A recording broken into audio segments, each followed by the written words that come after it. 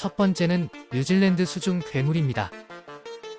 뉴질랜드 오키에만 정상에서 바라본 풍경으로 긴 뱀처럼 생긴 것과 같은 생명체가 찍힌 모습입니다. 보통 사람들과 전문가들은 지나가는 배가 지나간 흔적이라고 생각했지만 아무리 위성사진의 타이밍이 좋았다고 해도 매우 길고 또렷하게 남아있어 보통 배의 흔적은 빨리 사라지기 때문에 그 가설은 아닐 것이라는 결론에 이르렀습니다. 또한 좌표를 크게 확대하면 해변 근처에 떠있는 배들과 달리 사진의 선들이 빛을 전혀 반사하지 않고 물속의 그림자 같은 라인이 선명하게 보여 해류의 움직임이라기엔 의아합니다. 거대한 바다뱀이 아니냐는 추측이 있지만 사실 여부는 아직 밝혀지지 않았습니다. 두 번째는 기이한 색상의 칼륨 호수입니다. 컴퓨터 그래픽 효과처럼 보이는 이곳은 미국에서 포타슘 풀이라는 곳입니다.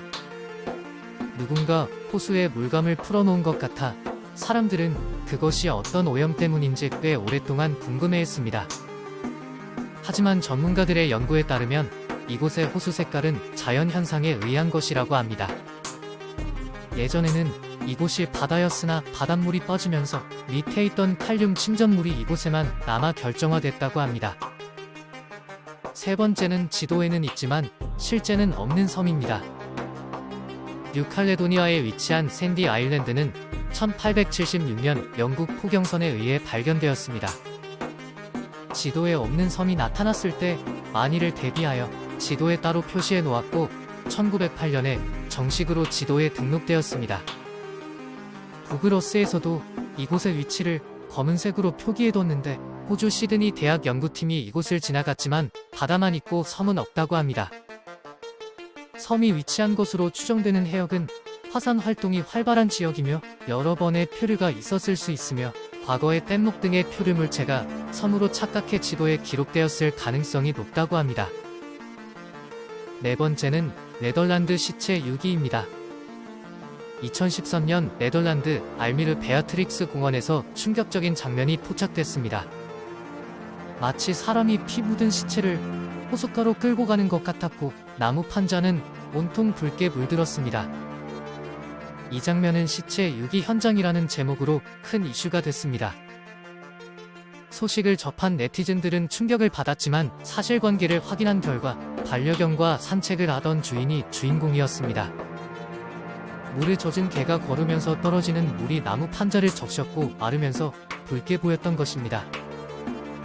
다섯 번째는 바다 위 옆으로 누워있는 배입니다. 2012년 1월 13일 무게 114,500톤의 포화 유람선 코스타 콩코르디아호가 이탈리아 투스카니 해안에서 침몰했습니다. 1,500실 규모의 유람선에는 한국인 35명을 포함해 4,229명이 타고 있었습니다. 해안에 좌초되어 침몰한 배는 구글어스에서 촬영되었으며 바다에서 옆으로 누워있는 것처럼 보입니다. 이 사고로 32명이 숨지고 사고 당시 배를 버리고 도주한 선장은 징역 2,697년을 선고받았습니다. 여섯 번째는 황무지의 인디언 얼굴입니다. 캐나다 엘버타주 월시 황무지에서 찍은 장면은 매우 유명합니다. 캐나다는 자연경관으로 잘 알려져 있지만 자연이 만들었다고 믿기 어려울 정도로 사람의 얼굴이 선명하게 표현되어 있습니다. 특히 이 지역은 아메리카 원주민이 거주하던 곳으로 아메리카 원주민의 얼굴을 보는 것은 소름 끼치는 우연의 일치입니다. 원주민 추장을 닮았다고 해서 배드랜즈 가디언이라는 이름이 붙었습니다. 일곱 번째는 사우디아라비아의 지옥의 문입니다. 사우디아라비아의 화라산 지역에서 문 같은 물체가 발견됐습니다. 처음에는 단순한 자연 조각품처럼 보였지만 전문가들의 실제 조사 결과 이 지역에서 가장 오래된 인공 건축물로 밝혀졌습니다.